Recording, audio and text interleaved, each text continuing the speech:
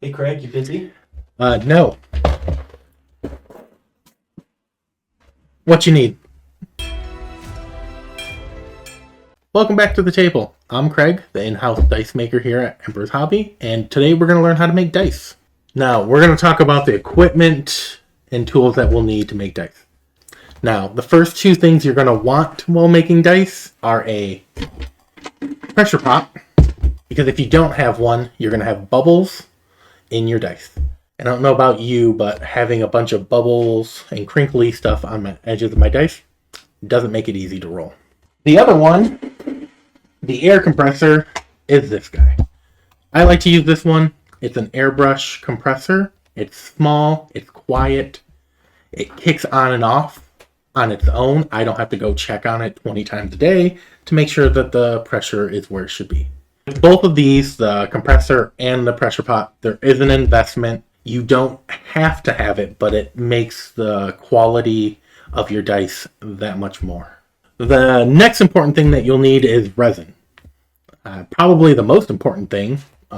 So I generally order a gallon at a time. It comes in 2 half-gallon bottles. You'll get a part A, part B. The thing that these did not come with are these nice squirt tops. But with this, I can just do 1 pump of A, 1 pump of B, and go about my business. So when it comes to resin, not all resin is the same. You'll have some that are made for deep pour, some that are for like arts and crafts resin. They'll have different ratios that you'll need. Like the deep pours, I think, tend to be 2 to 1. And it's measured by volume, generally not weight, because the densities of these are off. So our next piece of equipment, gloves. Gloves will save your hands from resin. You never know how your skin will react. After gloves, we need to talk about cups. We got to pour our resin in something, right? So with me and having that squirt top, it's measured every time I squirt. I use a solo cup. Now, if you don't have the squirt tops that we mentioned in the resin part, you can use these cups. You can get them at Home Depot, Lowe's. They make them in bigger sizes, but they'll have it marked off on here for milliliters and fluid ounces. But you can see, like, if I do one dash of A, I want to go up to the second dash there of B. It's 1 to 1. You just layer it on top, and then you'll mix it together. The other cup I like to use when I'm pouring multicolors, have like 4 colors I want to blend together, I will use a splitter cup or a multi-pour cup. This one is 4. It makes it easy. You pour your resin in. It's all split up. I actually mix whatever I'm putting in there right in the spots. So you have to be a little careful and don't fill up too high. But nice. It's better than trying to pour 4 colors with 4 little cups at the same time. Another additional tool that is optional, I like to use it for certain pours, squirt bottles. If I'm doing a Petri pour, this allows me a lot more leeway of putting the right amount of resin in there between dropping inks, as opposed to trying to pour just a little amount with this big old guy. Molds! Now, these molds I got them off Amazon pretty cheaply. I like them. They work very well. They're very flimsy, so I have to watch how I put them in the pot. They have a nice lid that goes on. The one downside to these is, as you can see right here, there's not a lot of pressure because there's not a lot of weight, so the lids can pop up in the pressure pot. I solved that by putting a piece of wood. I have a bunch of wooden circles that I'll just put on top to add extra pressure to make sure that the lids stay on evenly. Any mold that you have is going to have pros and cons.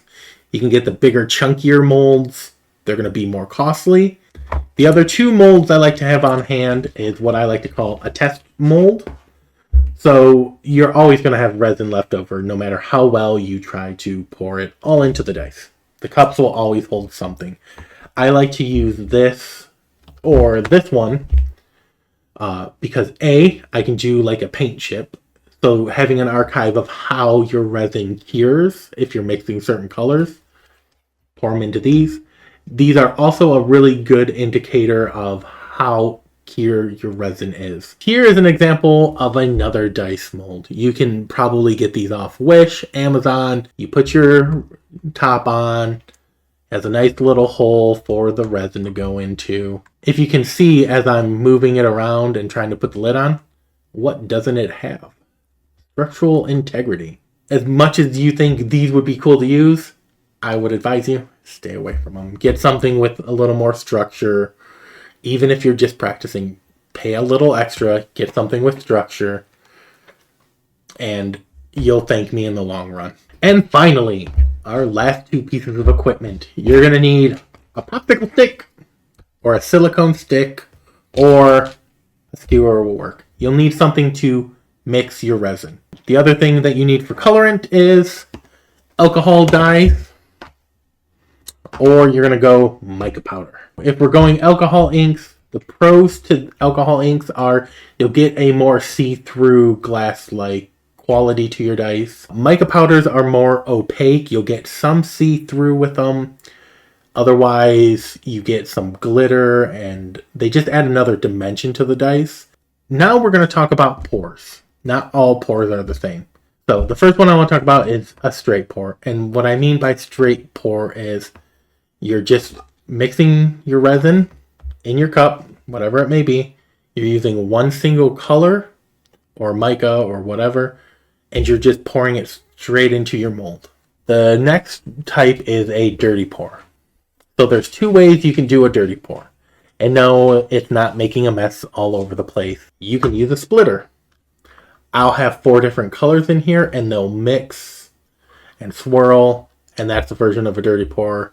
The other one that, if you've ever watched people do resin countertops, you'll have your cup with resin, use whatever base color you're going to use, and you can do your alcohol inks in there. You'll go a couple drops of one color, wait for it to spread out, do your next color. I myself, when I do these, I try to do 3 colors and make sure that they're contrasting. Just play around with the colors, have fun, see how they mix, see how they match. And then lastly, my favorite kind of pour, I think I do more dice this way than anything else, are the Petri pours. 2 prime examples right here. You get that wavy, almost otherworldly quality. These are the ones I tend to use the squirt bottles with the most. So you're going to do your mold. You put a little bit of, I normally try to fill it about a quarter of the way in my mold of clear resin. No color in it, no nothing. You'll squirt it in about a quarter of the way, but you'll do a quarter, then you'll put a drop of ink. Then you'll put more clear and either a drop of the same ink or a different ink. And as you're putting in clear resin, it'll shift the inks around. If you're using black, I like to use Let's Go Resin Black. It's not as heavy as other black inks. A lot of the other black inks are heavy and they will sink just straight to the bottom. So watch out for that. And a lot of times the white inks will float really close to the top, which can be a problem when you're doing Petri pours, because if the top is only that ink, you can't sand it, you can't polish it. It's not cured and hard like the rest of it. Now we get to make some dice. We talked about all the different tools, the different kinds of pours. We are actually going to make the Emperor's Hobby official dice. But as you can see by my lovely shirt, our colors are purple, white, and black. This die right here, I love it. It's a dirty pour. It gets a little bit of the white. You get the purple and you get the black. If you'd like to see an example of one of the other types in the future, throw us a comment in the comments below. Before we get started with our resin, you'll notice I put something down. I forgot to mention this in the tools. Wax paper. I am going to start in my giant solo cup because I have my lovely pump top. So I just go 1A, put the shit all the way down, And then I go like that, so then you don't have drippage and spillage. It's easy. And then I just count in my head. I did one of that. I do one of these.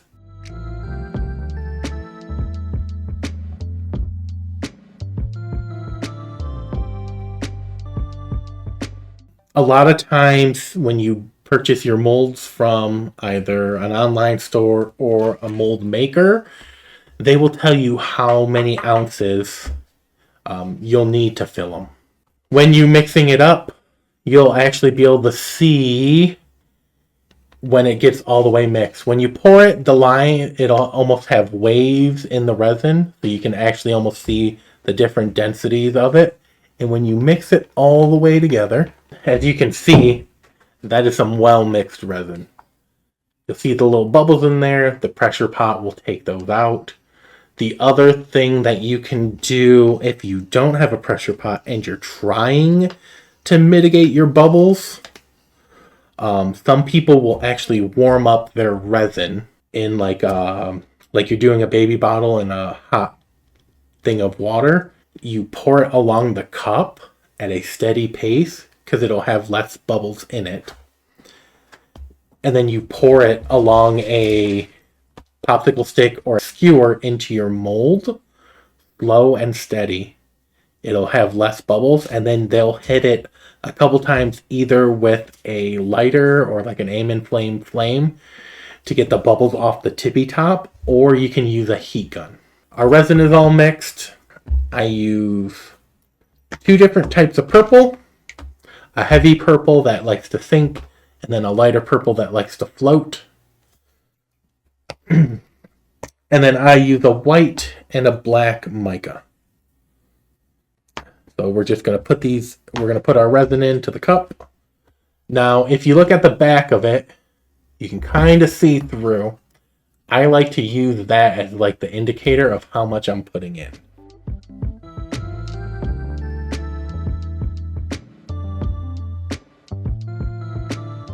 So this is it all the way filled. You can see each layer, each thing is filled. And if you look from the back side, but you can see the different levels of it, and I try to match them. Now we get to do the color. Then I'll do purple. I try not to have the 2 purples next to each other, just so then there's a little more blendage. Now, if you look at that first purple I poured, that's the heavier one. You can see how like little that wants to spread out. You see the second one, that thing likes to spread. Now, with mica powder, you want to be careful because when you open it, you can get a little puff of mica powder. As you can see, the mica powder, it doesn't really like to spread. It'll just sit there.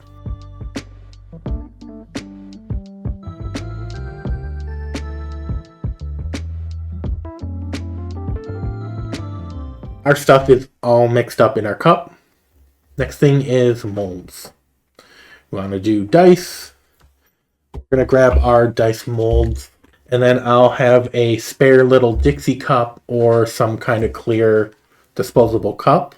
What I'm going to do with this is each one of these spots is going to pour at a different rate, right?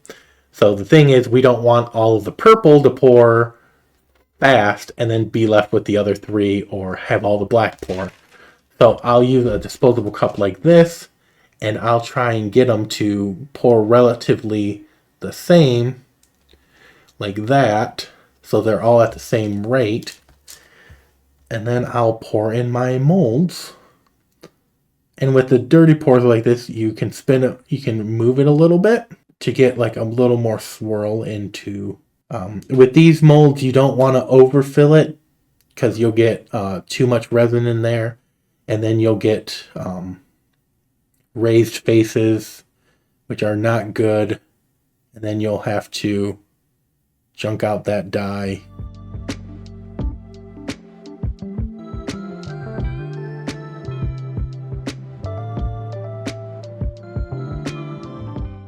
Because I got pretty good. Now, I have this little paint chip one, as I call it, that I'll pour into, so then I have a copy for later.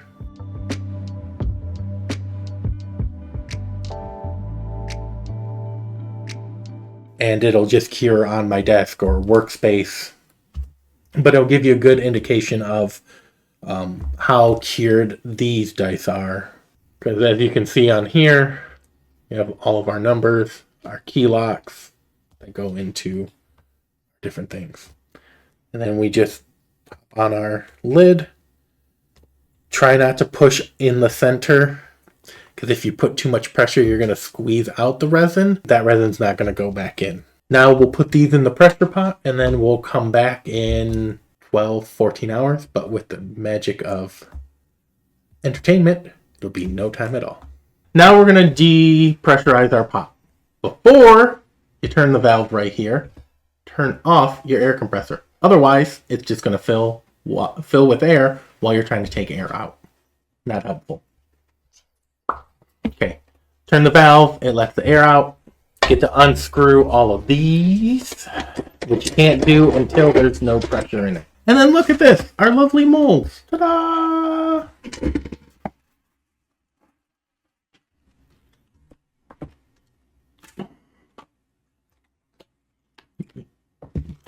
Look at that. Now we're going to demold them.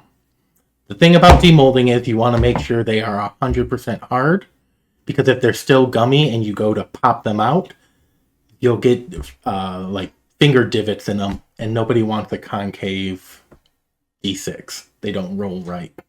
So now let's demold some dice. As you can see, I didn't put the weight on top, and we got a little bit of liftage. So that means we could have some problem with the dice. We'll see. I just like to show you guys the things that can happen. So we're going to take the tops off. Not hard. Take it off. Normally I'll clean up any resin that's on this one. And then you should get something like this. You can see that there's like a thin layer of resin on it. I like to crack it like this. It helps break it up. And then you just push pressure on the bottoms. Bam. And you just go around.